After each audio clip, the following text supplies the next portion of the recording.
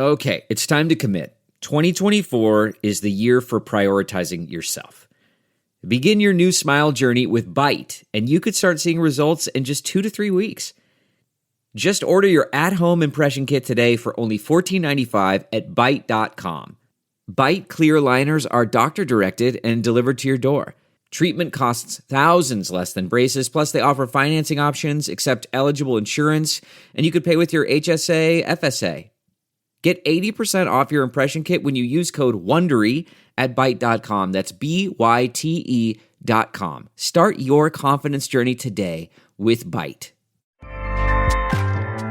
Acast powers the world's best podcasts. Here's a show that we recommend. What is The Briefing Room? It's a behind-the-scenes look at how the criminal justice system works and the lives of the people within that system. If you love true crime, well, these are the real people who do the job every day of making sure justice is served. Hi, I'm Detective Dave. I'm Detective Dan. Together, we have decades of experience in local law enforcement, a profession that we think is often misunderstood. So we're going to explore how to do it right, and we won't shy away from when it's done wrong. These are stories you'll hear nowhere else. Unique, frank, and unvarnished. From the team that brought you Small Town Dicks, this is The Briefing Room. Episode 1 drops on August 30th. We'll meet you in the briefing room. Acast helps creators launch, grow, and monetize their podcasts everywhere. Acast.com.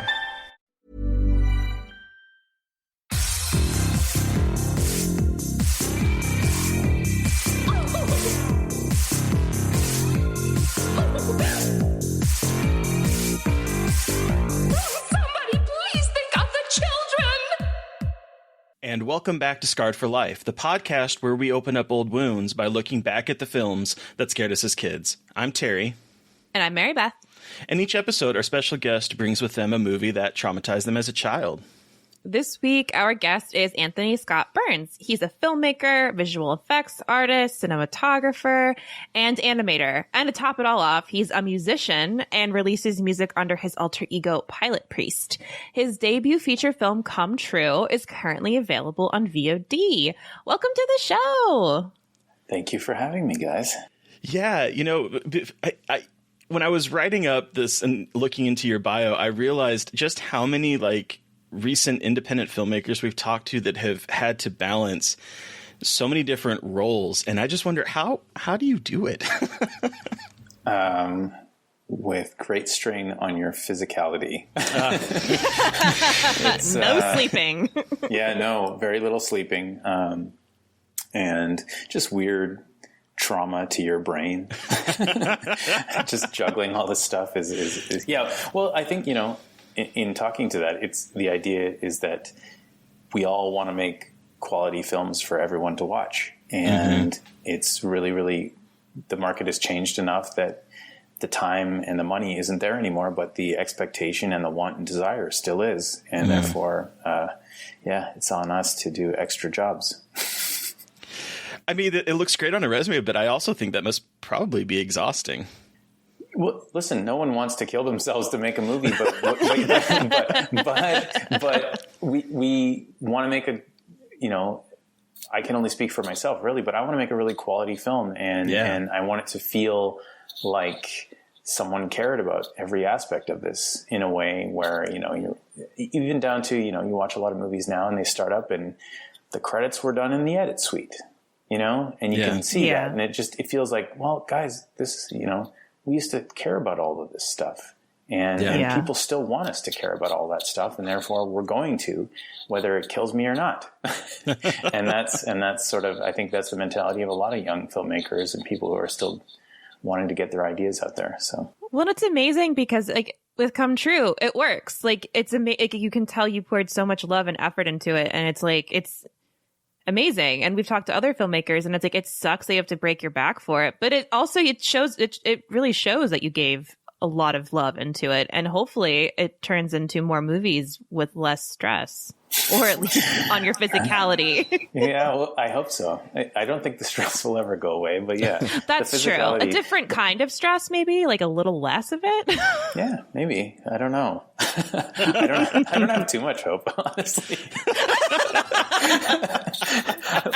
like, listen, if I'm being real, No, I totally get it. You talk to anybody right now in the business, and it's an interesting time. It's an interesting time. Let's just say that that's one word for it.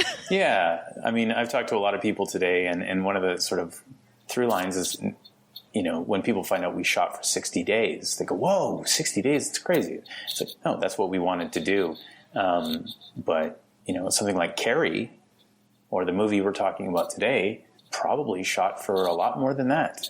Yeah. It's a new paradigm that, you make a horror movie in 14 to 20 days. That's the new norm, but that wasn't the norm. And it's not the norm for the films that we love and cherish. And that's true. It's hard to meet those bars when you're it's easy to go on Letterboxd and say, this movie sucks, but you have to know that now a movie is being made for a tenth of the budget that they were made in the 80s for. Yeah. With not even remotely the same amount of time, but people still want, like myself included, I still want to be able to put out something that can compete and entertain on the same level. So before we do kind of get more into your current career, how did you get into horror? How were you introduced to it? Well, this movie we're going to talk about today introduced me to horror and the concept of horror, and we can get into that later. But outside of that, once I had seen this film, or the part of it that I saw, the horror aisle in the video store became a place of intrigue, a place of testing myself, a place of the place that I always chose my entertainment from that point forward. And I don't know why. I tend to think it's the exploratory nature of the narratives. In the ones that I liked. So between science fiction and horror, there was no other option for me. And as a person, there was no other option but to make movies. I had sort of lived and breathed them since I was a kid and made them, in my mind. And I made my mind up when I was a teenager that this is what I was going to do. And my parents told me I was crazy and that I should get a trade. And I just did not stop. The love of the genre from day one crossed with I wanted to do this and tell stories.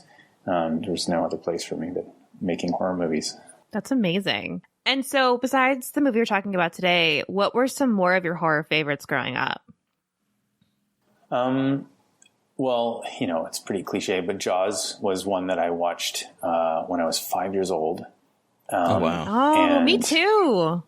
Yeah. And you remember the feeling of, like, from then on, even seeing a picture of a great white shark would send me into like a shiver, and I had to shut the book. Like I just, from then on, it was, So Jaws I was scared of my bathtub. And I was scared of my toilet. Like I legit thought they were going to come through the drain and like bite me on the toilet or like in a swimming pool, like forever. I was like so scared that would happen. I lived in Alaska and there was an indoor swimming pool, and I remember being terrified of swimming on my back because I couldn't see the shark coming up from the bottom of the pool to get me. So I get that fear completely. Well, there is an episode of a TV show called Manimal from the 80s.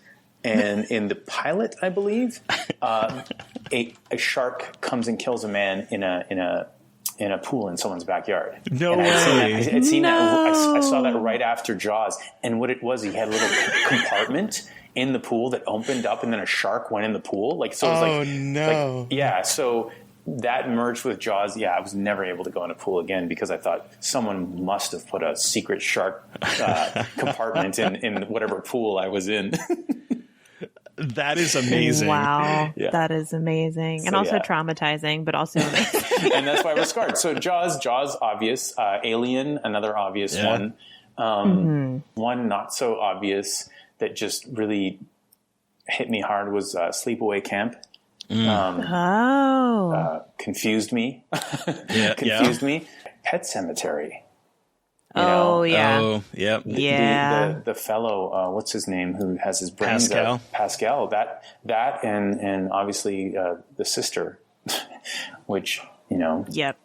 I think everybody who saw those movies. Everyone is traumatized by Zelda. Yeah. Yep. Yeah. So, and Stephen King's It, the TV movie, got me. And one of the reasons that got me, and it was years later I found out, is that it was filmed in my neighborhood.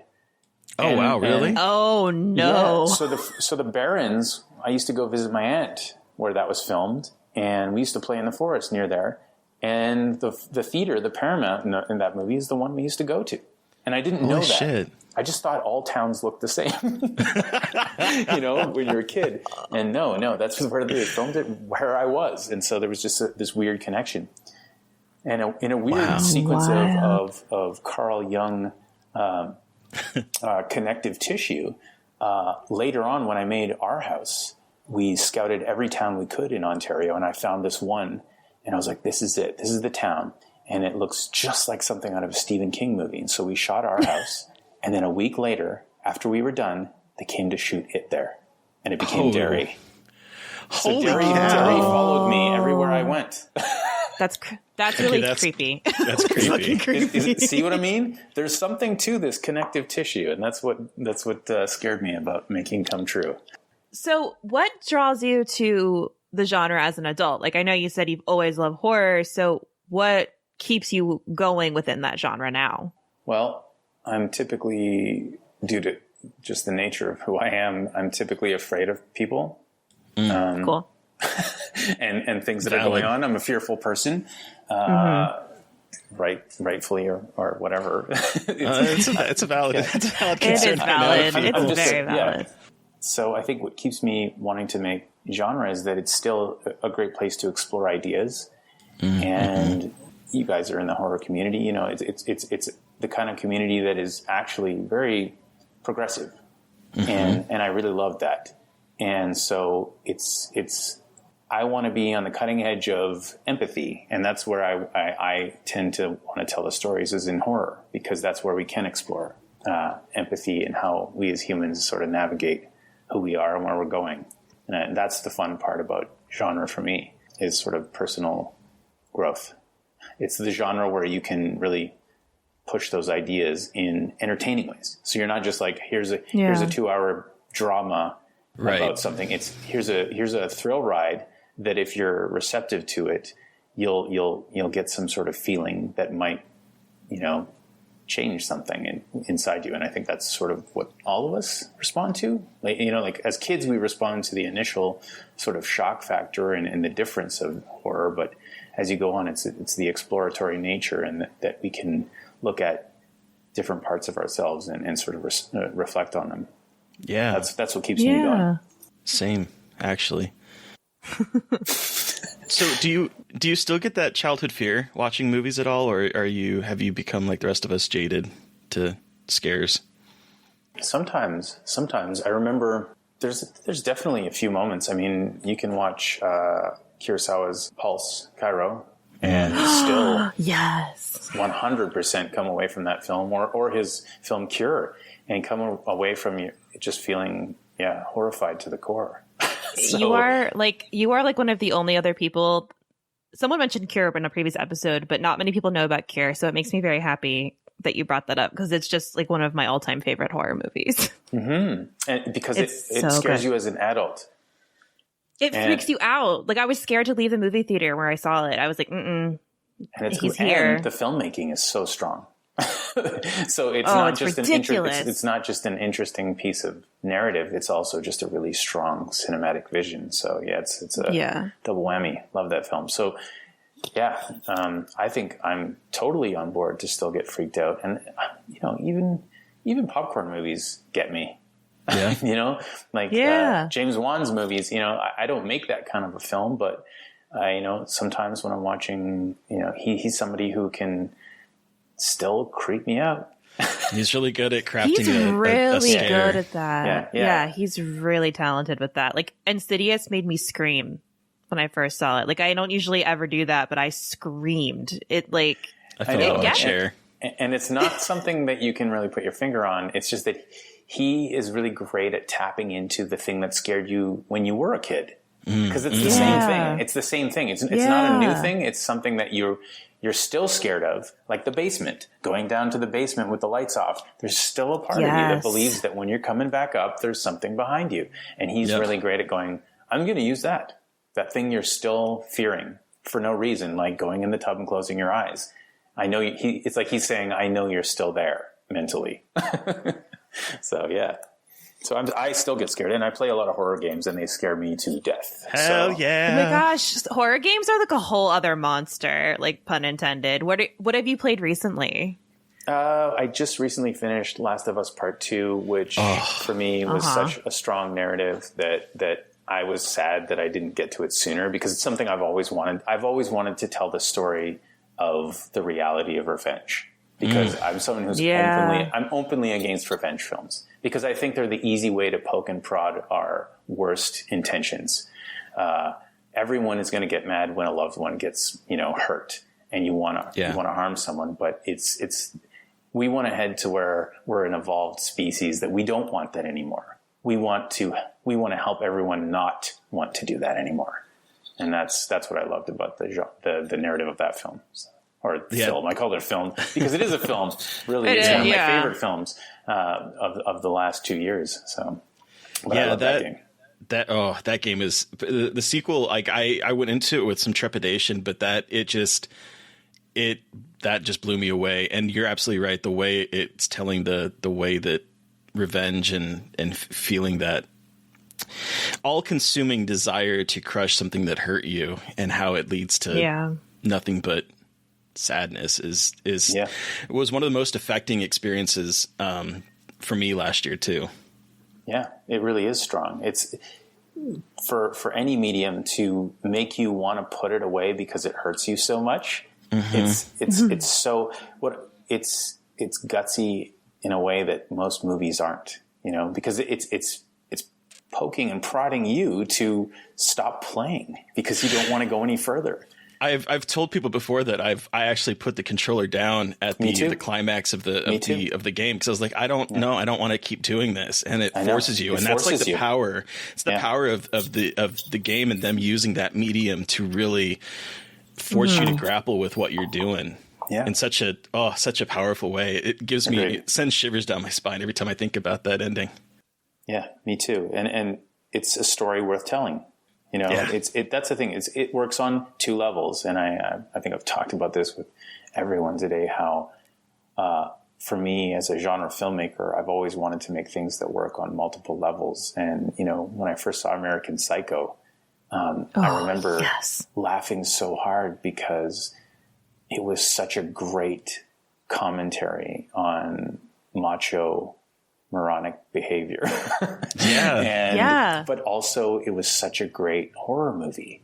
But they were both running at the same time, at the same speed. And that's the same thing as Last of Us Part 2, is that it works as an action game for you to get your thrills and chills and stuff, but it is really also working so well as a difficult narrative that gets inside you.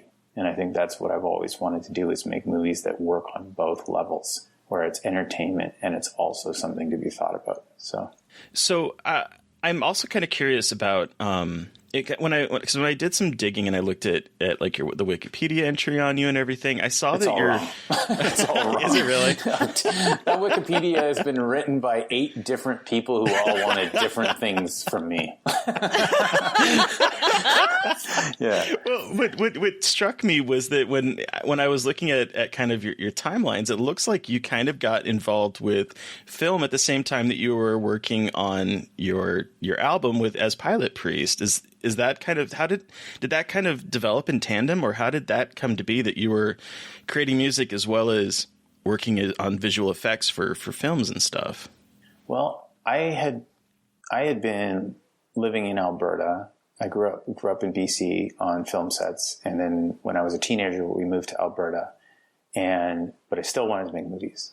My dad was like a military advisor, and so I was on set with him all the time, and like on things like First Blood and Airwolf and all these really cool things. That's so cool. Yeah, it was really cool. And then he quit that business and we moved out to Alberta. But I still had the bug, and I had seen how movies were made, and it was just so exciting that I wanted to be a part of it. And so there wasn't much going on here. So I went to Toronto, and while I was here, I was basically trying to figure out how to make myself a one-man band so that I wouldn't have to worry about financing a film, because that's the thing that, I didn't come from money, didn't have any money. And I knew that there was no way I could convince somebody to just give me $1 million. I'm some kid from Alberta, Canada. Give me $1 million to make a movie. It was just unheard of.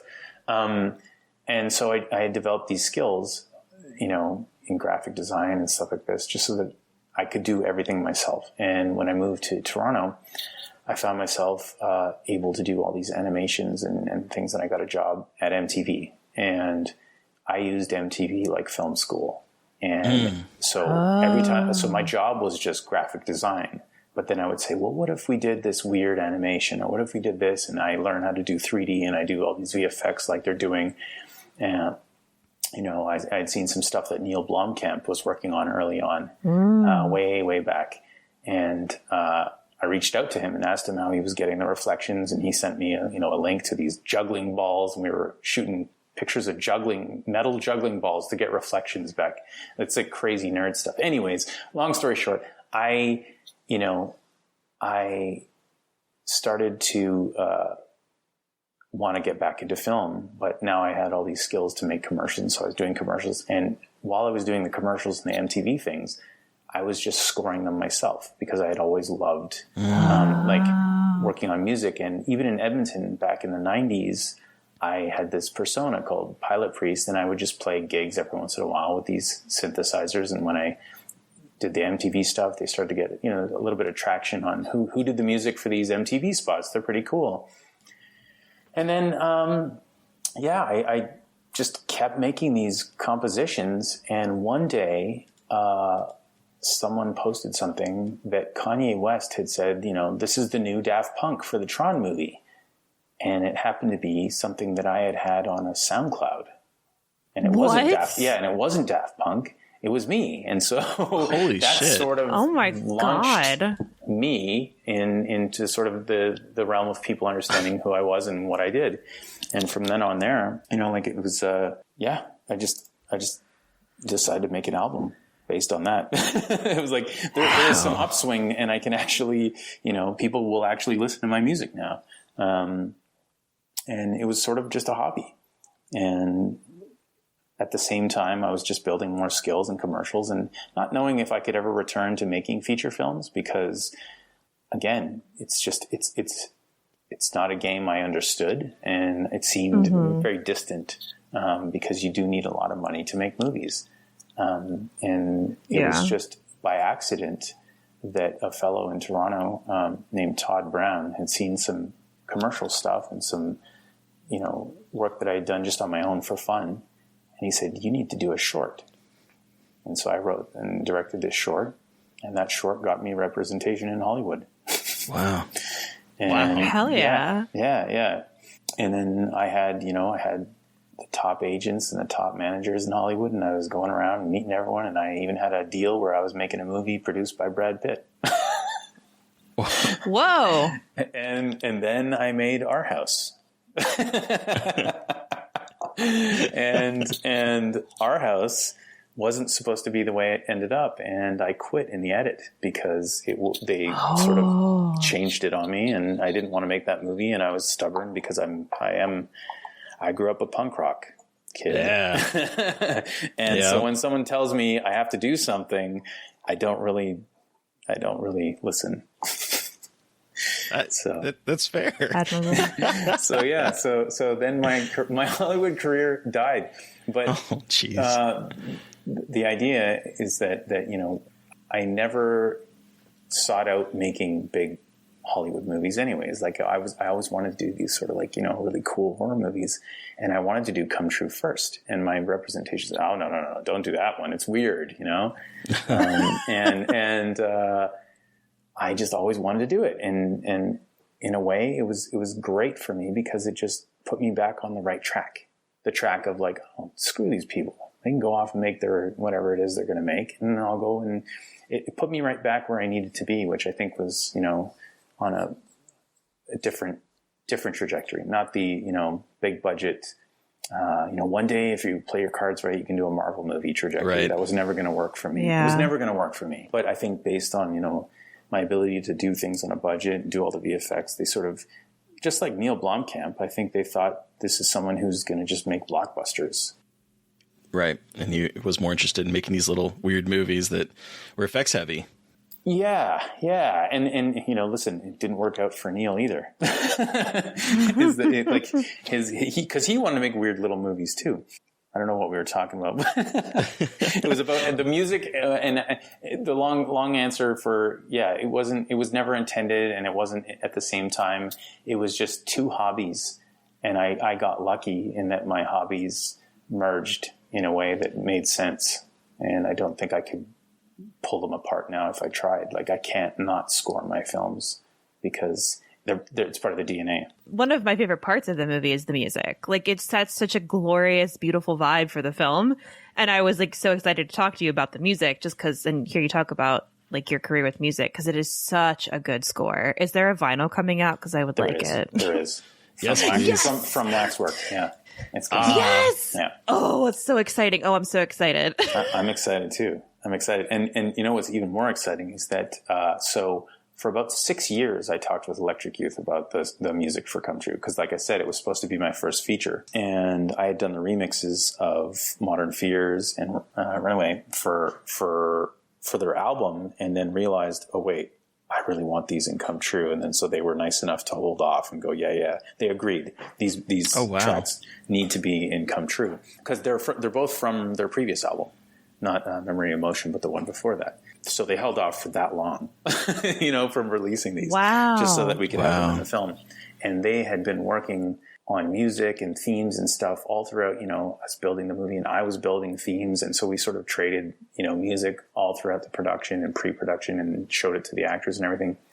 But when the time came to score the film, they were busy making their new album, and they couldn't really take too much time away from that. But so while most of the score is done by myself, outside, there are some cues of theirs. But the cool thing is that all that music that they sort of built and that we listened to and became sort of the DNA of how this movie was made is going to be on the vinyl and the release. So you'll get all that really, really great stuff. And they did some beautiful stuff with like orchestra even. Yeah, it's exciting. I can't wait for people to hear it. So we start talking about Come True. So for listeners who haven't watched it yet, can you tell us a little bit about Come True and what it is? If you can. Yeah. Well, okay. Come True is the examination of media.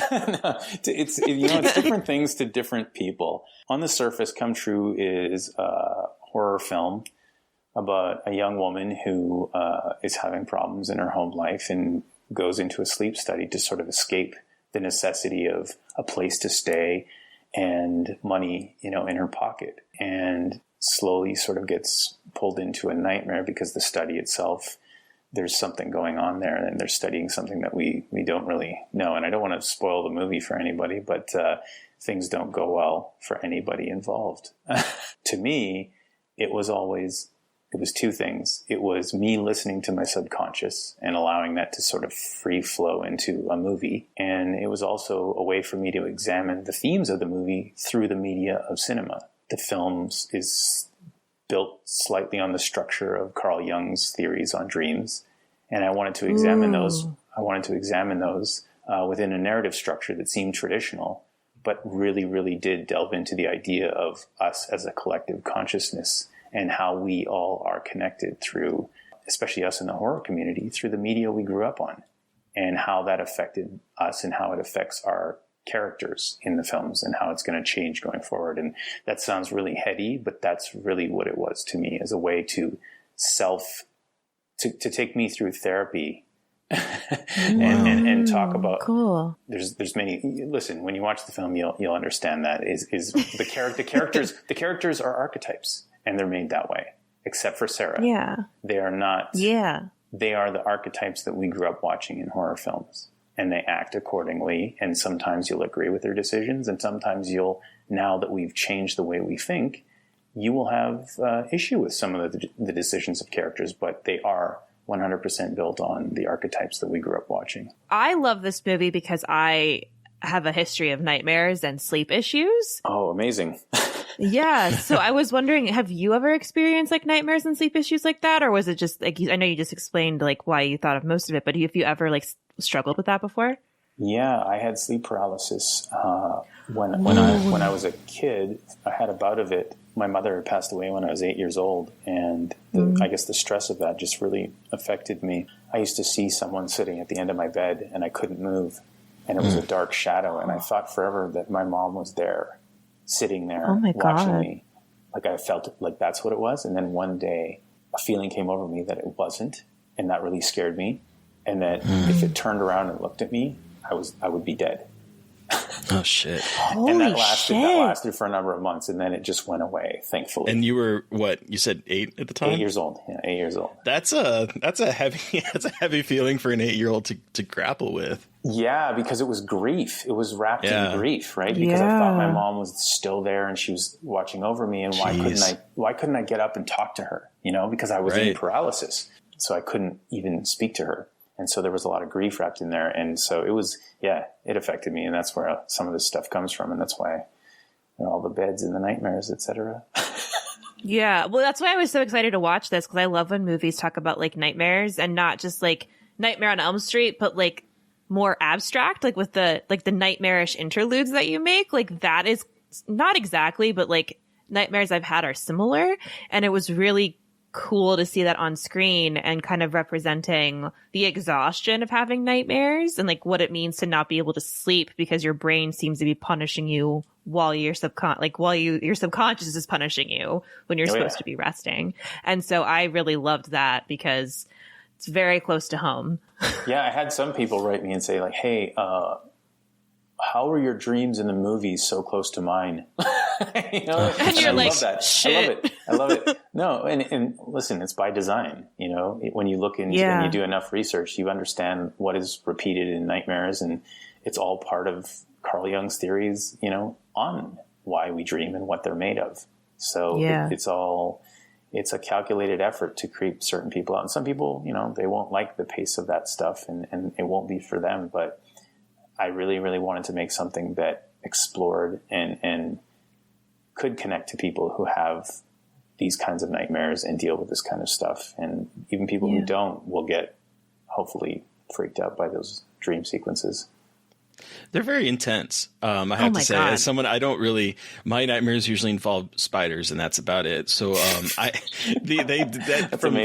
that aspect of it didn't really resonate with me in that way, but they were still like, every time one would come on, it was like, it kind of felt like I was walking into Silent Hill, where you're not really expecting, you don't really know what to expect. And the images that come forward are a nightmarish amalgamation of horrific things. Yeah. Which is often what happens in dreams, right? And you go from one nonsensical thing to another nonsensical thing, and it's sort of like it starts to ping pong out of making any sense. Which I don't know if you noticed, but the film starts to do that too, to some degree. It starts to go in that way where all of a sudden you turn here and that thing makes sense, sort of, but not really, to connect to the next thing. And that's how dreams, you know, for me, anyways, is it all makes logical sense in my brain, but none of it makes any sense for a narrative.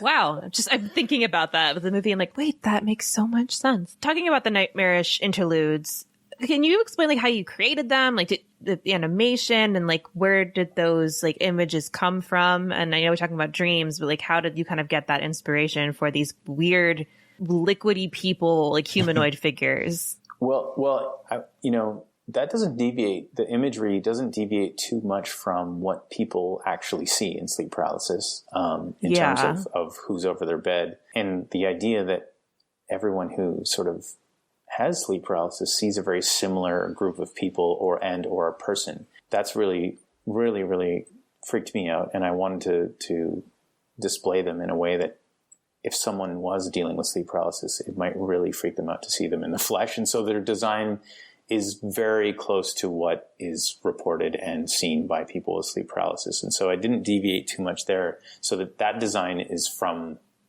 our physiology, whatever that means. Yeah. But everything else came from either my own nightmares, especially in the movement. The movement is how my nightmares often are. I'm just slowly pulling in. And, that could be from me watching Alice in Wonderland when I was a kid. The falling down really, really scared me. I don't know if you remember this one dream where there's stairs and you're going downwards through the staircase. And that really, really, that was something that I had a dream like that. And it really scared me because it looked like I was going in a tunnel. But then I realized I was falling down the middle of a staircase. Oh, wow. Oh, yeah. But yeah, and then outside of that, it's just built on archetypes and icons that exist in almost all people's nightmares, whether it's teeth or water or there's just things that we all remember, certain kinds of, and the way that it's lit. In nightmares, you don't really see beyond the boundaries. There isn't this vast world in nightmares. It's very contained. And so that was the other thing on the lighting and sort of the look development of that. And they were all created in CG, 100%, but made to look and rendered in sort of like a half reality, half miniature. Yeah. Which probably, again, if I had to self-examine myself, comes from the weird feelings I got watching The Friendly Giant. Wow. Miniatures are always weird, whether it's a train set or Mr. Dress Up, or I don't know if you guys had Mr. Dress Up in the States. I think like even Mr. Rogers. Anytime we're dealing with miniatures and cute little miniatures and cameras moving through miniatures, there's just something off. And I think it's that offness that I wanted to sort of create, that it looks real but not. Okay. So I think there's something to be said for, the uncanny valley in nightmares. You can't go too... Oh, yeah. And I think that's why we respond negatively to when it's filmed. To be honest, when a nightmare is filmed, it's like, oh, they're in a warehouse or they're in a sewer somewhere and they've lit it a certain way. It feels too real. Nightmares don't ever come to us that way. They're not reality, and so you almost can't film them. Yeah, actually, that's a. I was going to bring that up about how you capture the feeling of nightmares in a way that I've never seen before, because nightmares are so inherently hard to film, because it's just like, they don't make sense. Like you said, they're just kind of weird and fluid. And the way that you captured nightmares felt like the most realistic portrayal I've seen of my experience with nightmares. So I appreciated that. Like, oh, I feel seen in this moment. Yeah. Can we use that as a pull quote? The most realistic portrayal of nightmares ever seen. Yay! Get excited. So we have talked about, horror and come true, but what movie, Anthony, are we talking about today that scarred you for life? Well, the movie that scarred me for life is called My Bloody Valentine. And yeah. So exciting. So here's a quick synopsis for My Bloody Valentine. A decades-old folktale surrounding a deranged murderer killing those who celebrate Valentine's Day turns to be Thanks, IMDb. Jesus. Yeah. Turns out to be true to legend when a group of young adults defy the killer's order and people start turning up dead. Yes. That was the best. That was like the best IMDb synopsis I could find for this movie. They were all really not written very well. Well, it's a sign of the times. Remember I said it's hard to make movies these days? If no one cares to even write a synopsis of your film, like very true. What kind of there has to be a financial incentive, right? Okay. So take us back to when you first saw this movie. How did you see it? How old were you? What did you see? Give us your horror story. I want to know. Okay. So here's why mine is probably different than other people's, is that I was scarred for life by this film, but I had only ever seen 6 minutes of it. Oh. So what happened is I was a young 4-year-old kid. Oh my God. And my babysitter was taking care of me, and she had this great idea of she was going to go and visit her boyfriend with me. Oh my God, you got like the total like slasher experience. I totally did. She took me over to her boyfriend's house, and at her boyfriend's house, his brothers were there all downstairs watching a movie, you know? And so they left me just at the front door while she went upstairs and hung out with her boyfriend. And I was treated to the opening scene of My Bloody Valentine. So, you just rented this on beta. Cool. Okay, let's put it in. And they put it in. And up until then, I didn't even know what murder was. Do you know what I mean? I'm 4 years old. I don't know what murder. I don't know what murder is. I don't know what naked girls are. And I certainly don't understand why two people would be walking down in a mine shaft together, and then one of them would just undress. Oh no! And so the first opening of this film, and in my mind, it's funny in rewatching it. And maybe someone out there can tell me if there are multiple cuts of this. But whatever cut I saw, so just to set it up is you have two miners in full regalia with their gas masks and headlamps, and they're walking down this cave. You saw it, for anyone out there who hasn't seen it. And all of a sudden they stop, and one of them starts to undress. And it's, of course, the female, classic. Classic, yep. Yeah, classic. Thank you, humanity. And she starts to mess with this guy in a romantic way. Starts stroking his respirator. Oh, yeah. I was dying. She's like jerking off his respirator. Yes. Yeah, see, I blank out on these details because I'm just like, oh, fuck this dude. Fuck this shit. And I'm still there sort of mentally as a kid, you know? And so, yeah, she stroked off his respirator. And then he notices she has a Valentine-style heart tattooed on her breast, which sends him into a little bit of a tizzy. And previous to them sort of like showing interest in each other, he has put his pickaxe into the wall. Yeah. And once he sees that heart, it sends him into some sort of rage or lust, and he pushes her back onto this pickaxe, and it penetrates her back and goes out through her breast.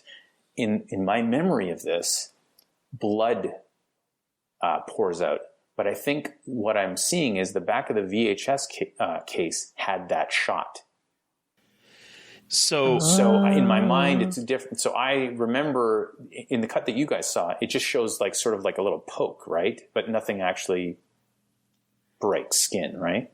No. So I think, and this was a question I was going to ask you, because this movie has like a history of being censored ridiculously outside of, and that's why I was kind of wondering if it was censored in, because you saw it in Canada, I'm assuming. Yes. I saw it in Canada on Amazon. Okay, yeah. Well, because like there is the regular the regular cut that we have seen for so many years, cut out most of the gore, and that was the cut that's been circulating around. And I didn't know if they had censored it back when it came out in Canada or not, but up until about 2009, there was no unrated cut or cut that had the gore cut in. And then when Scream Factory and Lionsgate back in 2009, and then Scream Factory recently put out the Blu-rays, they had it as both the rated cut, and then there's an unrated cut that adds in 3 extra minutes, and it actually shows the pickaxe like bursting through her chest. So that's probably what I saw. And so that's why, and I was really curious if you, as a kid, if they had shown if it had been censored in Canada or not, because I know in the United States. In my mind, it was bloody. It was bloody. So, and even in rewatching it, I was like, how is it that every time someone gets killed, they cut away? That doesn't seem right to me. Right down to the lady being used as a shower head. It was just a bizarre angle to use for that sequence. So that makes sense that it was all cut out. So when you rewatched it, even the version you saw was the cut out version then still. Yeah. But in my mind as a kid, it was bloody. It was bloody in that first 6 minutes. Yeah. I cannot imagine. I can't imagine being a 4-year-old, and that is your introduction to scary movies, to sex, to all of that kind of. What happened? So you stopped watching it after that? I started screaming. I started screaming. Oh no! When the blood came out, in horror, and my babysitter ran downstairs, and I said, "We gotta leave. We gotta leave. What are these guys doing? What are they watching?" You know, I don't like up until that point. I didn't even, like I said, I didn't even know what murder was. Oh no! Yeah, the worst thing I had seen was I don't know, Superman. Like, that was probably the scariest movie I had seen at that point, was Superman with Christopher Reeve. Oh no! So yeah, it really, really affected me, and it really scared me, and I used to see that in my nightmares repeatedly. Just that image of, like, oh my God, a pickaxe going through someone, and like, just yeah. So I had never actually seen the whole movie up until recently. I had avoided it, much like I avoided things like Maniac. Like, and to be honest, I've never been into gore because of that. So I don't watch gory horror movies, because I think that movie right there made it so that fake gore is real in my mind.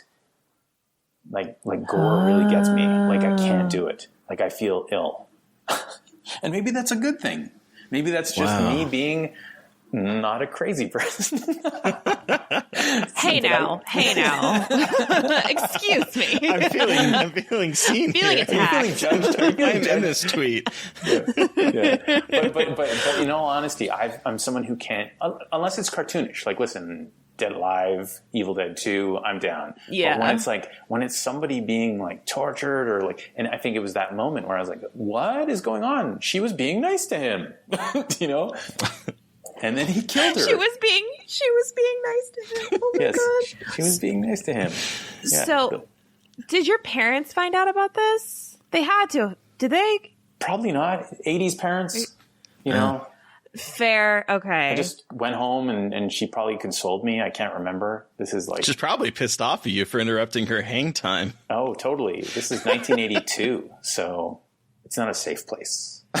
1982. Let's put it that way. It's not a safe place. It's not a safe place. It's 1982. Wow. So there you go. That is the most, like, slasher setup I've ever heard, too. Like, yeah. Just, it's there amazing. was a lot of that in my childhood. Wow. The 80s. A lot of us 80s. did really stupid stuff. And you lived to tell the tale. Yeah. And on the topic of this movie, everybody, I really, up until recently, didn't watch it, and so only the first 6 minutes scarred me, and I don't know that anything else in the movie would have. Well, okay, so here's the thing, because again, it sounds like you watched, because this is the first time I watched it. I'd never seen it before. Mm-hmm. Kind of telling my little bit of history with it. This was a movie that I remember you talked earlier when we were discussing kind of your horror history, where you would walk through the horror aisle, and that was one of the things that I used to do as a kid an awful lot. I've talked about it multiple times, and I used to stare at the covers of films that my parents wouldn't let me see, and I would like dream up what that story is about. And I wasn't allowed to see this movie because the cover was too evocative, I guess. But I remember the face of the miner with that respirator, and you can see his eyes, and they look kind of like a combination of either being scared, but also maybe being deranged. Yes.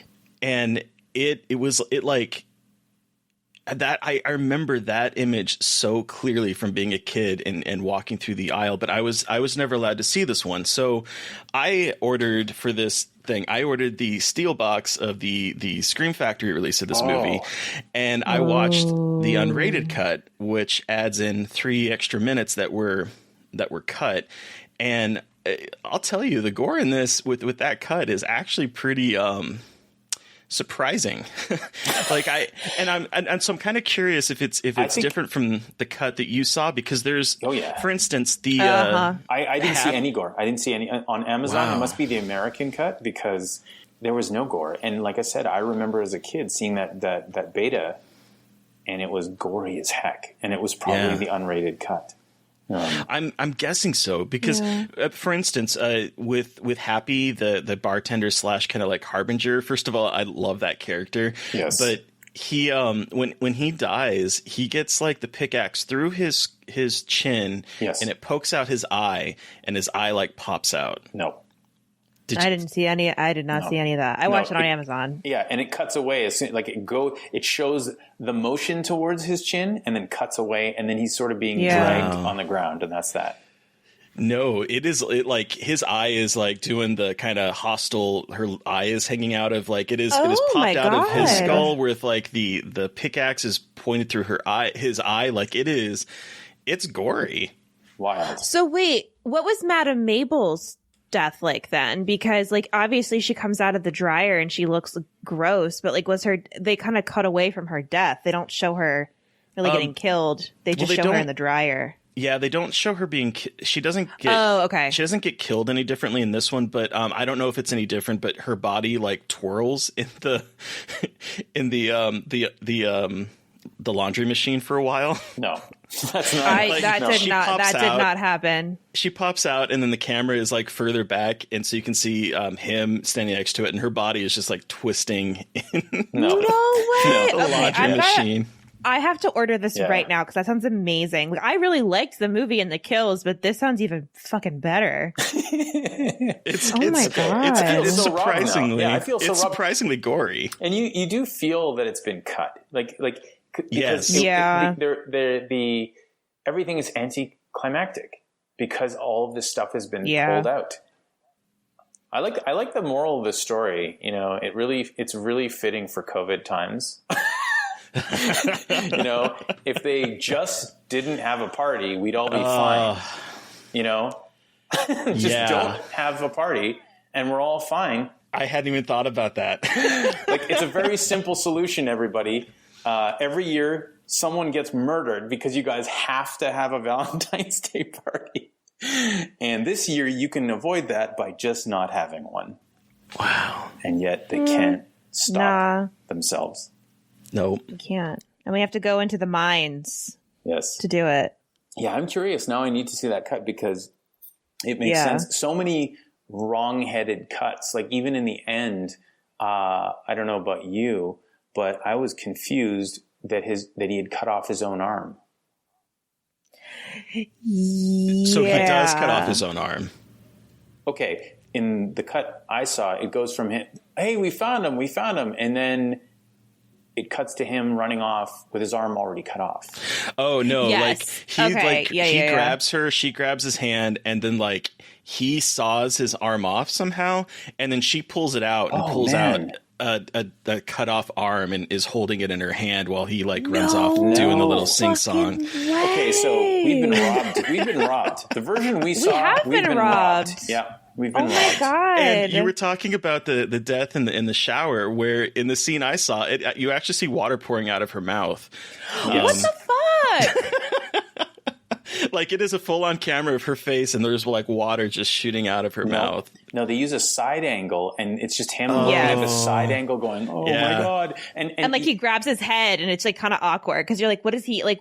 You know what he's looking at?" But you're like, "But what is he actually looking at?" And then he's just like, "Nope, you don't get to see it." I'm like, "Well, all right, fine, I guess." But yeah, no, it makes almost no sense, and so much of the film seems like just shoddy filmmaking, you know, and it was confusing.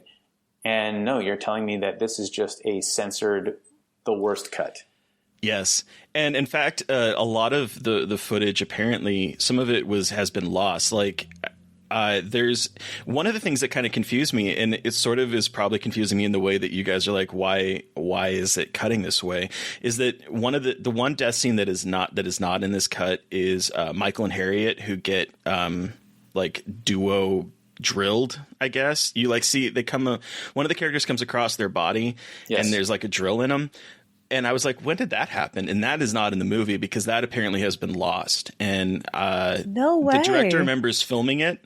He says that he recalls filming it, but it hasn't shown up in any of the cuts since they started like restoring and piecing together the edited out content. Wild. That's so weird. Well. Huh. Well, there you go. Well, there you have it. A lot more makes sense now. Because it really did cut in a bizarre way every time there was tension. I think it's a completely different movie with the gore in. I couldn't believe that I was scarred And like I said, when I was rewatching it, I was watching with my producer that was on Come True. And I said, I can't believe I was scarred by this. I swear there was blood squirting out of her. Like nothing happens. Like it really cuts right as you see the pickaxe coming up to the skin, and then it's out. Well, and then when they did the close up on her mouth screaming, I was waiting for blood to come out of it. I was like, I know what's going to happen. Like blood's going to start pouring out of her mouth. And it didn't. I was like, wait. Yeah. That's bizarre. Now I want you to watch the uncut version and tell me what you think of it, because it's I think it might be a different experience watching the film. Honestly, well, it'll be a slasher film. Sounds like yeah, it. This was a slasher film without kills, and it reminds me of, what is the Friday the 13th that is similar in that regard? Part 7. Yeah. They edited out all of the gore, and it just doesn't feel right.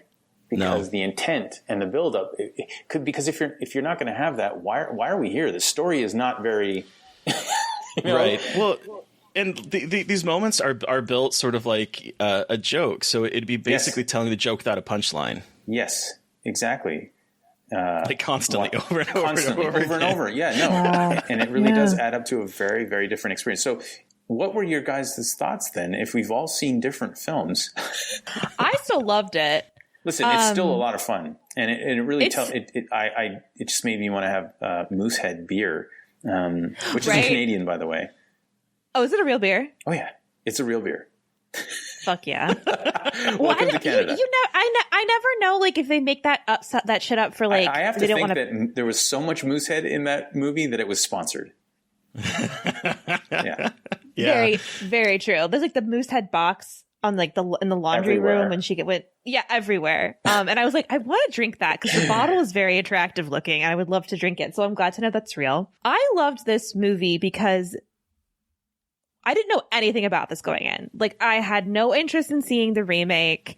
I knew nothing about this movie. And so like I was genuinely surprised with the twist at the end. And like I thought that this killer was so cool because he wrote poetry. And I was like, he's like a sophisticated killer. And I just thought it was a cool spin on it. Cause you know, you have Freddy who's, you know, very vocal, but he's like, is crude and he's joking around. And then a lot of other killers are pretty silent. Like they're not really talkative. And you have this guy who has like a statement of purpose almost and like shares Valentines and poetry with his I don't know. I just thought it was so interesting and like a cool twist on the thing we like the expectations of slashers with that whole like, ethos. Yeah, and it's such a morality tale in a it's like it is a folktale. It really is a folktale. Like there's it's the town Valentine and it's Valentine's Day and they died on Valentine's Day. It's so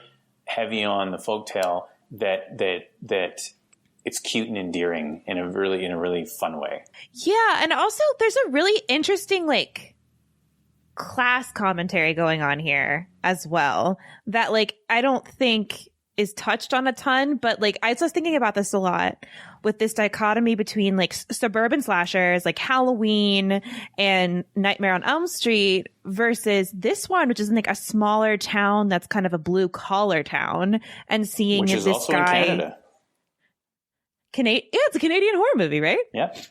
All of the Canadian horror today. But it's like he's killing off this small town, which makes sense with like the folktale angle of like because they haven't learned their lesson that partying is more important than safety and like that's the great morality tale. Yeah.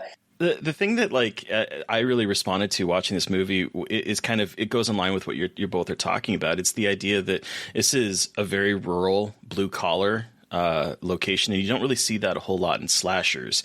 And I was thinking about this town and almost the sort of there's like a quiet desperation to it because you really they really focus on how isolated this town really is. Like when the heart comes in, the cop has to actually go to a different town to have it looked at. Like it's really establishing this idea of this rural mining town where you get kind of an idea of the sort of like blue collar camaraderie between the people. Like I really like the opening scene where past the cold open with the death, where the miners are working down there and they all have to go up and take a gang shower together and they're all laughing and it's kind of playful, and it kind of continues into this. You see this. You talk about the class dynamics. You can kind of see it on display, especially with the flashback where the supervisors leave the miners down there and they're all up celebrating, and the way it's framed, they're like cheering and jeering while people below are being trapped in the mindset. And so it's a really interesting pull here, I found. Yeah.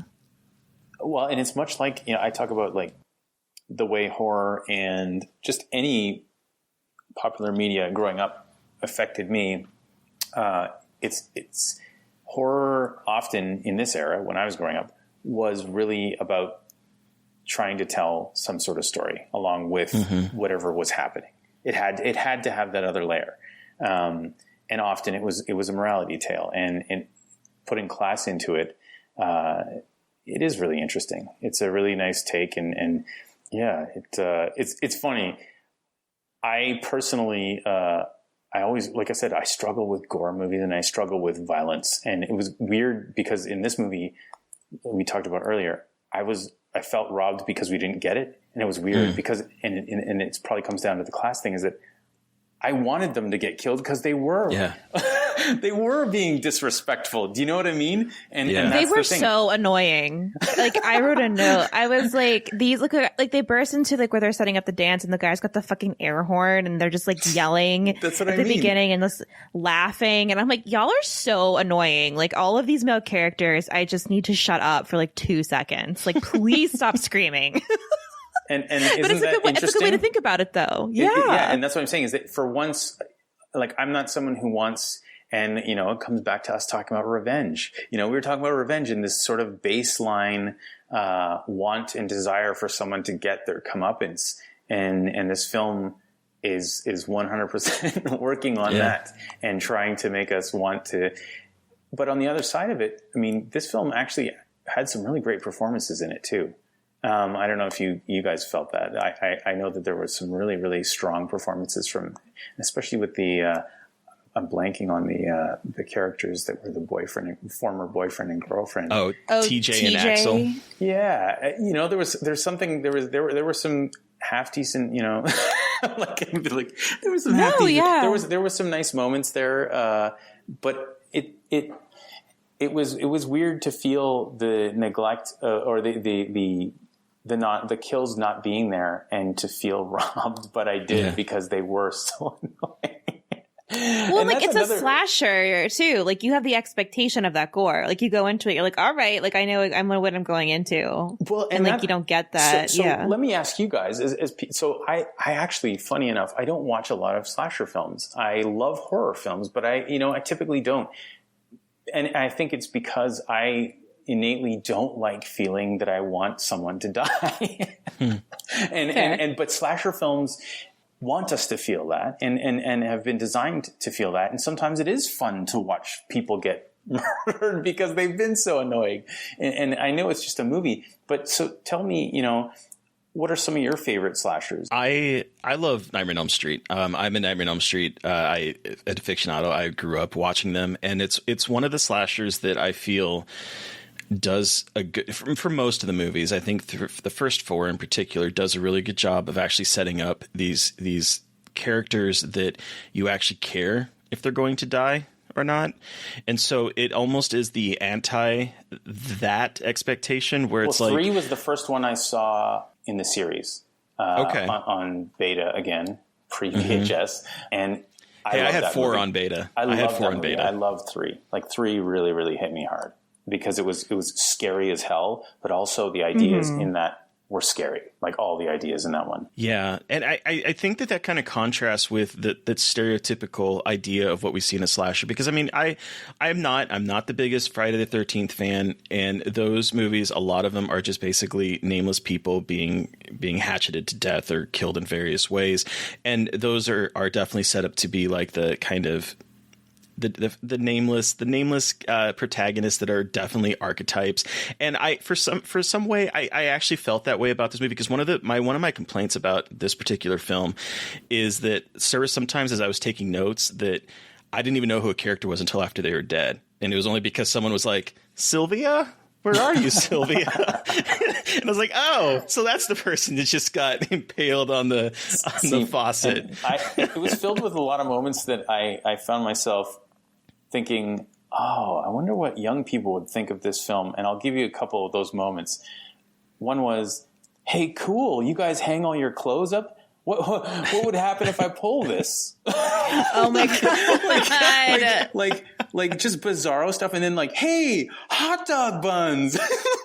Oh my God. I know. Oh my God. Like there's moments that as a time capsule, I was thinking, I understand it, but this is weird. This is wild and almost unhuman, like unhuman behavior. Like no one on planet Earth was ever that excited about hot dog buns. And yet in this film universe, the excitement over hot dog buns and the proposition of all those greasy clothes falling on them was super fun. It's those moments that I think that's where I fall in love with slashers, is when you get writing and characters that are otherworldly. Yes, one of the questions I wrote down that I wanted to ask you guys, and I think we've sort of kind of touched on this a little bit, but I wanted to sort of dig a little bit closer into it, is Harry Warden. So the guy that is trapped in the mine, and I don't know if you ended up seeing this scene because apparently a lot of it was cut out, but when they find him, he is sitting there with wild eyes and he is chewing on an arm. In the flashback scene that Hap is telling the story about I don't finding. remember that. Okay, I don't remember that either. He's telling the story about like when they found But Harry. in the remake, they talk about when they found him, he had eaten everyone else. Yeah. So there's actually a scene where is it Harry or is it Henry? It's Harry, right? Harry. Yeah. When Harry Warden is found after the cave-in and he is sitting there gnawing on an arm and he has this wild bloodshot eye like look of derangedness in him. I look at this character and I think of the trajectory of the way that his, he's trapped in there, he eats his friends, he goes a little mad, he goes and he kills the supervisors, and then he's sent back to a mental institution where he ends up eventually dying. And I was just wondering, do you guys see him as like this tragic character? Because I almost felt bad for him. Absolutely. Okay. Totally. And that's what was weird is, so after I watched this one, I watched a little bit of the remake and the story of him being a cannibal in order to survive down there. I don't remember that from the cut I saw. And the final reveal in your guys' cut, when it flashes back to the reason why. Oh my God. It was so fast. No. It was so fast that it basically, so in the cut I saw, it went kid under bed, person maybe got killed, kid under bed, and that was it. Okay, so what ends up happening in the real cut of this film is you see that miner yank out the man's heart, and the blood splatters on the little kid's face, and then the little kid is under the bed sucking on his thumb with a blood splattered face. Okay, so it sort of happens like that. Yeah, it's sort like there's a little kid under the bed with the blood on his face. Yeah, it doesn't show the heart. Oh yeah. No, so you don't understand. He pickaxes him and he tears out that heart. Oh no! So again, I'm left with this otherworldly feeling of. So you're saying that when a child sees someone get killed by somebody, they want to be that somebody? So yeah, the psychology aspect of this film, very interesting. Well, I did actually kind of – what I did like about that sequence in a way is one of the things that we've sort of seen a lot on this podcast is the way that trauma seems to beget trauma, and it becomes like a never-ending circle of trauma. And so I do think that maybe that's kind of what they're going for. I think it's a little rushed, and it happens so quickly that otherworldly version of it. That's what I kind of, and you see that a lot in slasher films, and that is the thing that I can say I do respond to, whether it's Christmas Evil or the otherworldly quality of screenwriting that comes from a zone that I don't understand. It's kind of awesome because they're not the rules of our world. They're the rules of cinema's world. And it's a totally different universe that doesn't make sense. Yeah. The world where hot dog buns are exciting to a bunch of teens who would otherwise be high and drinking, you know? Like that's what I love about the world of cinema, and especially in slasher films. Because I think it comes from, but back to your point of Harry being sympathetic, absolutely. And in modern sort of retrospect, he did what any one of us would do. Yeah. If they were partying and having a great time and he had to eat his friends to survive, it's what any one of us would do. And it would be actually nowadays we would probably make the movie from his point of view and be on his side. Like, you pieces of shit. Yes, that's a horror movie. It's like, let's do a gritty reboot, but it's from his perspective and not. He did get away at the end with his one arm. So I'm surprised they didn't make a sequel. Yeah, that's true. That was a setup. It absolutely was. It definitely was. So you were surprised, you said, Mary Beth, about the reveal? I was. I didn't know much about this movie at all. And so when the kind of like he takes off his mask and it's Axel, I was like, oh my God, look at that. I didn't even expect that, which was exciting because I don't feel that a lot. Like, I don't know how to put it, because I like twists. Like, I don't try to predict where a movie is going. My boyfriend loves to do that, but I don't. And I didn't see that coming. I was excited for that. I was like, oh, finally a slasher or like a horror movie from the 80s that I don't know the twist or the ending to. It was a very exciting experience. It is a good twist. I found myself thinking towards the end, just due to the structure of the film, that this is it Axel? Axel's the other boyfriend. Who's the one that wears the scarf and low cut shirt? TJ. Yeah, I loved his party outfit. It was and great. his Irish accent that keeps popping through. Actually, I don't know. I want to guess that maybe he was from East Coast Canada. He is actually. I looked him up because I was so confused about his accent. He is actually from the UK. Okay. So he was trying to not sound, but it ended up just sounding like weird and like hyper Canadian. There's a moment in the mind where in the mind where it's like all of a sudden he is trying to be hyper Canadian, but then there's like an Irish brogue accent that just sort of like comes out, and I'm like, what is going on here? Well, my favorite was he's like on by the seaside with his girlfriend, and he's like, I'm sorry. I'm like, that doesn't even sound like someone really talking. Like, that sounds like you're trying to sound Canadian. Like, that sounds like some people have that accent. It makes me laugh. Sorry. It's just so funny. It happens sometimes with friends of mine, and I go, you're so cute. It really does.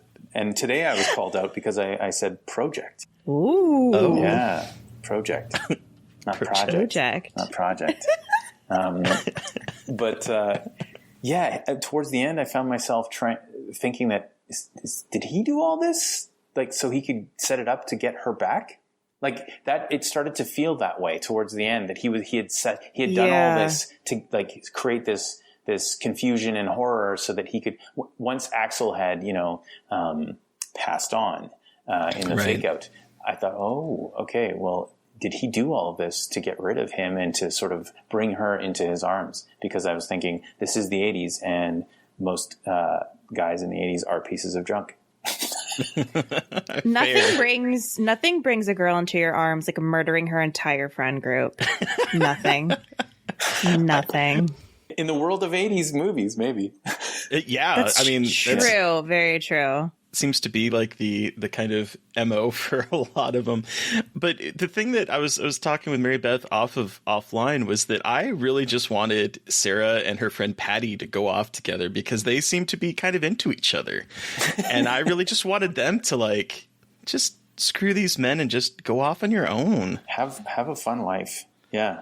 Get out of this town. Yeah, because that love triangle was fucking annoying. I'm just gonna say it out loud, like outright, like that. I just like mostly because those two guys were just like so broody and petty, and also TJ was like, and he just like fucked off to the West Coast and came back and was like, yeah, it didn't work out. And she's like, you ghosted me, dude. Like, why was I supposed to wait for you? Like, you didn't tell me what you were doing.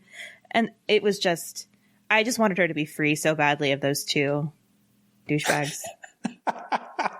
I'm just gonna say it. I'm gonna say it outright. They were douchebags. But that's, coming back to my own film. This is the media that we grew up on, and we thought that this was behavior that was normal.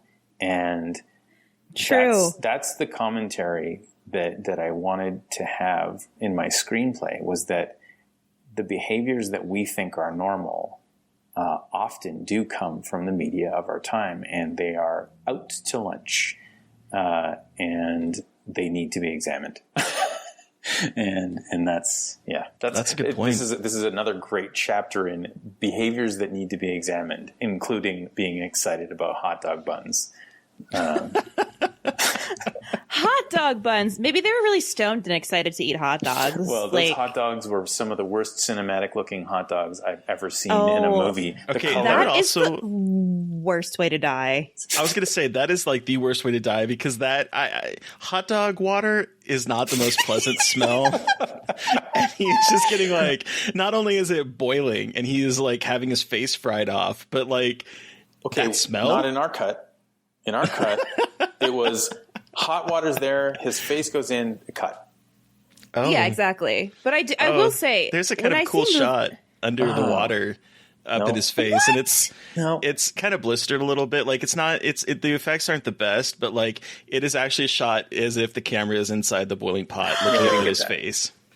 I'm so mad. I'm buying this Blu-ray immediately. Right, yeah, because I do want to see hot dog water burn someone's face. Like, for the couple of times I've seen like boiling water used on people's faces in horror movies, that's my that makes me feel sick.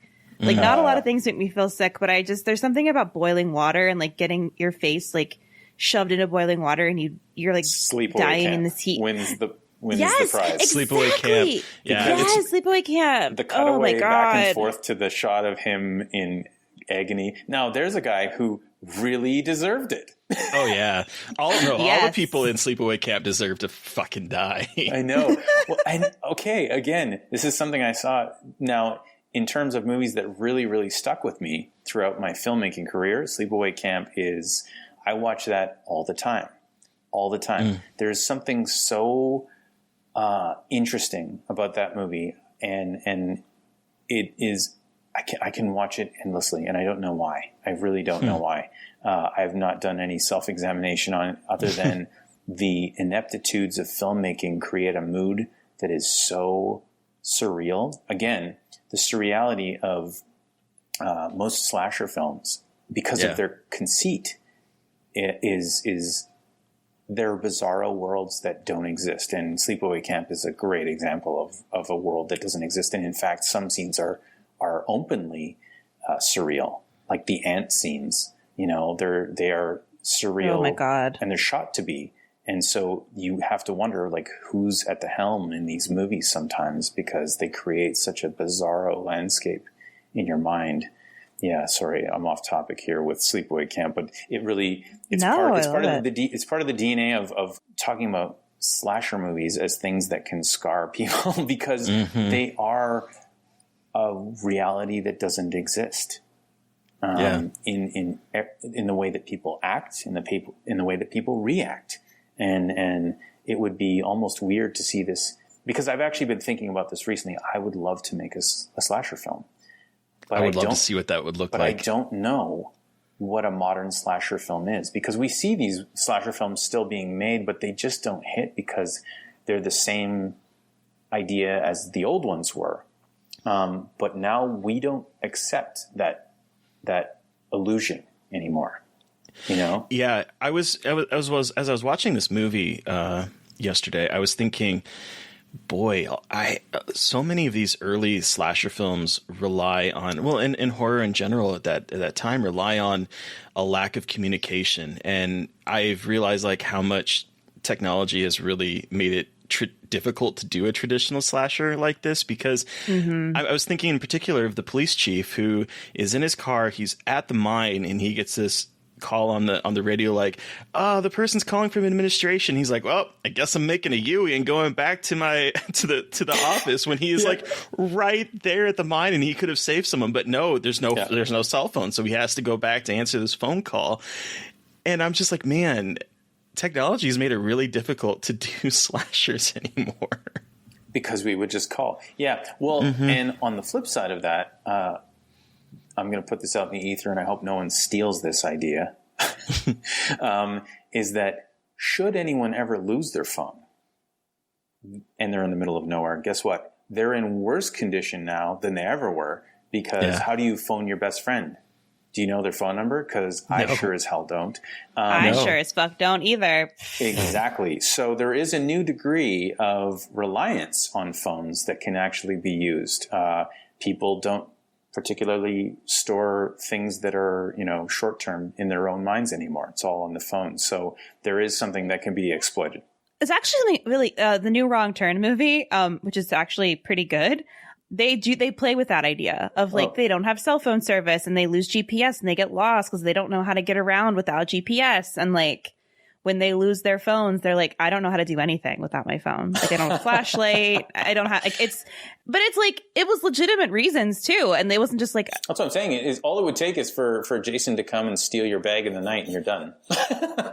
It's true. And that's how you get to a good, I feel like that's how you get to the good, slasher vibes, is fuck up the phones. And then well, I was trying to think, I saw a movie recently, and I cannot remember what it was, but I remember the scene, and it irritated me so much because the person had lost their phone and they were stuck somewhere, and they go to get some help, I think maybe from the police department or something, and the guy's like, well, do you have someone you can call?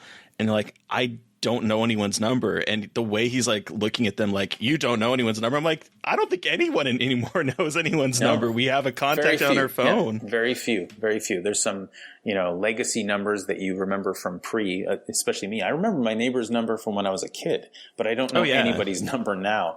And I remember my landline phone that I haven't had in 20 years. Yep. Me too. And so there's definitely things to exploit in modern, but I mean, even thematically, are we a group of people now that wants to see other people get murdered by somebody?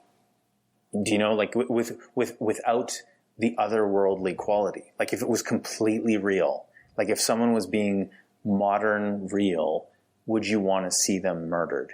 And I think that's why the otherworldly quality exists, is so that it is just different enough that you don't feel as badly when they get murdered. Because that's my only the only inference I can take from it, is that because if we had imagine a real movie where everyone's acting completely as we do, and then they get murdered, that's real. You get the strangers. It's real. Exactly. Yeah, which is uncomfortable to watch. It's uncomfortable, and you're fun. not let's get together and watch The Strangers 10 times in a row. No. I'll do it. I would do that, but I'm fucked up. I love that. Well, actually, listen, there's enough entertainment value there. Well, and there's something about the nihilism of that's really difficult. And I think that's the thing. Slashers now are much more nihilistic when they're people doing it. I think there's a much more idea of domestic spaces being invaded, and it being much more terrifying that it's by a person and they don't have a motive really. And I think there's something to that nihilism that is much harder to watch for people, which is valid. So I think it's hard to do a slasher with a regular person without it having that tinge of nihilism to it. Yeah. And so I'm struggling right now because I would love to do something in that realm. And personally, I'm not able to come up with the scenario that really makes sense for me to do it. Yeah. Wow. Yeah. I didn't think about that. Yeah. Because it does veer into nihilism, and I'm actually a very optimistic person. Do we want to wrap this up and give it a rating out of 5? That sounds good. On that note, is it a joint? Crush your optimism. Yeah, no. Is it a joint? Listen, I had a great time watching it, and I pretty much have a great time watching any genre film from this era. So I don't know about you guys, but I give it something like a 4 personally, or is it like a group thing? Well, we'll start, and then you kind of get the final word. Oh, okay. So Terry, how many? Oh my God, I just totally fucking blanked. How many human hearts in a box out of 5 do you give My Bloody Valentine? I've had a long day. This movie, I think I might. Well, I obviously had a different experience watching this movie than the two of you did with the I'm cut still that I so mad saw. about that. I'm fucking mad about it. I actually think we should reserve our final judgment until we see the actual full cut of it, because I think it would change my experience with it. Yeah, I really enjoyed this movie a lot more than I actually expected to. I had seen the remake, and I enjoy the remake, and I think that it's actually interesting because the twist of the remake kind of plays against the twist of this movie. So in a way, it does not spoil this movie. And I think that if you watch one and then watch the other, it plays with that expectation. So but I think this movie is a lot of fun. I think the kills are really great. They surprise me. I love the examination of the more rural countryside vice a lot of the suburban locales that we normally see in slashers. My biggest complaint, and it might be a minor one, but my biggest complaint is the reveal of Henry Warren's been dead for 5 years, because where it's placed at in the film, it feels very limp. It doesn't. I'm like, okay, but we already know who the killer is, so this is exposition. It doesn't matter. I almost kind of wish it had been earlier in the film, where it was like we're meant to believe that it is Henry Warren, and then he's like, oh my God, Henry Warren's been dead. Who is this person that's been killing people? Because that would have really, I think, kind of amped up that ending, which I did feel was a little anticlimactic in a way. I can agree with you there. Like, that would have had. Well, if he's gone, then who's doing this? Yes. Yeah. Because afterwards, it's like, okay, well, we already know it's not him. Like, okay, he's dead. That's sad. But it's like, okay, that's not really a shocking moment. So I think I give this. Okay, I think I give it 4. I'm going to give it 4 bloody human hearts in a box. That's a lot of human hearts in one box. But I'm gonna do it. I'm gonna smash them in there and give it 4. What about you, Mary Beth? I also give it 4 human hearts in a box, just packed on in there like the most beautiful Valentine's Day present there ever was. Does it come with a poem? Yeah, duh. Yeah, 4 poems if you want. I really enjoyed watching it. This was like one of those slashers I knew nothing about. I loved getting to watch it. I loved experiencing it. I'm pissed that it's gorier than I thought. I'm very angry about that. The one complaint, I think, is the exposition dump at the end. Like, that's my least favorite thing in slashers, where they're like, oh, by the way, here's how we're going to explain everything that happened the entire movie in 5 minutes. And I'm like, oh, for fuck's sake. Like, this is dumb. But besides that, I had a very good time watching it. And I can't wait to buy the gore cut so I can have the full My Bloody Valentine experience of seeing these annoying people get murdered. Murdered. Yeah. Blood. Show me their blood. Anyway. We have turned into like bloodthirsty monsters. I know. I sound gross. It's like what my family actually thinks I'm like. They're like, you like horror movies? I'm like, yeah. They're like, almost, like, what's wrong with you? I'm like, well, now I'm yelling, I want to see blood. So maybe there is something wrong with me. But Anthony, you have the final word. How many human hearts in a box do you give My Bloody Valentine? I'm in the 4 bloody hearts camp, and it really comes down to. Sorry, my dog. Hi dog. It really comes down to the fact that I haven't seen the full version yet, and I need to see the full version because it did feel like an unfinished film or an unfinished vision, and the version that we saw on Amazon. Shame on you, Amazon. We need to see the full version, which probably exists. Is it Shout that put it out? Yeah, Scream Factory put it out. Okay, so it's probably on Tubi. It's on Pluto. Right? It's on Pluto TV for free. I can't wait to see the original cut, or as it was intended, and I think that it might bring the score up. But right now, it's at a 4. It's at 4 bloody hearts in a box for Valentine's Day. There you go. Because it really is, it's really entertaining, and it really is bizarre. And that's all I really ask for personally when I'm watching a slasher film, is that it be, like I said, otherworldly, in a universe of its own, telling me how to be a good person through the death of teens. There you go. I couldn't say it better myself. Put that on a t-shirt. Slasher movies, learning how to be a good person through the deaths of teens. Totally. That really is how I grew up, learning my morals. Yeah. It sums up the 80s, especially with slasher films. Absolutely. But thank you so much, Anthony, for joining us to talk about My Bloody Valentine. Where can our listeners find you, and what do you have that you'd like to share? Ultimately, I mean, if you just Google me, you will find me, and I'm on Twitter and Instagram, and that's about it. And I'm usually just sharing thoughts on movies and new music that is out there. Find me as Pilot Priest on Waxwork Records. And this March 12th, you should go and watch my film Come True. It's going to be on demand. What's your Twitter handle? At Real Pilot Priest, because someone stole Pilot Priest. Yeah, they did. I accidentally went to their protected page that I was trying to find you, and I was like, oh, that's not you. Yep. No. So I had to turn into the real Pilot Priest, unfortunately. There you go. Yeah. So yeah, everyone should go check out Come True, and that's all I got to say about Sweet. that. It's currently streaming. And thank you for having me on. It was great chatting with you guys about blood and gore and other things and revenge. It's amazing. Yeah. So listeners, you have heard from us, but we want to hear from you. What is your experience with My Bloody Valentine? Have you seen the gory cut or not? Let us know how prevalent this gory cut is. Send us an email at scarredforlifepodcast@gmail.com, or you can reach out to us directly on Twitter. I am at MB McAndrews. And I'm Gaily Dreadful. And of course, don't forget to follow the podcast on Twitter at Scarred Podcast. And please don't forget to review, rate, and subscribe. Thank you to Eric Power for our artwork. Thank you to Sean Keller for our music. Thank you everyone for listening. Stay safe out there. But most importantly, stay creepy. And until next time.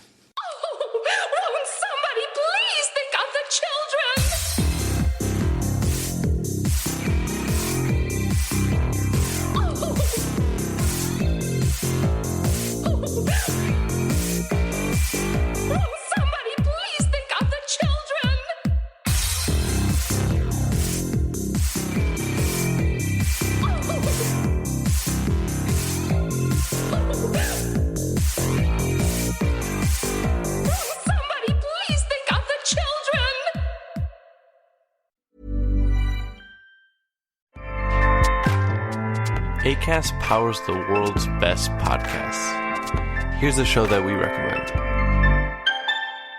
What is The Briefing Room? It's a behind-the-scenes look at how the criminal justice system works and the lives of the people within that system. If you love true crime, well, these are the real people who do the job every day of making sure justice is served. Hi, I'm Detective Dave. I'm Detective Dan. Together, we have decades of experience in local law enforcement, a profession that we think is often misunderstood. So we're going to explore how to do it right, and we won't shy away from when it's done wrong. These are stories you'll hear nowhere else. Unique, frank, and unvarnished. From the team that brought you Small Town Dicks, this is The Briefing Room. Episode 1 drops on August 30th. We'll meet you in the briefing room. Acast helps creators launch, grow, and monetize their podcasts everywhere. Acast.com.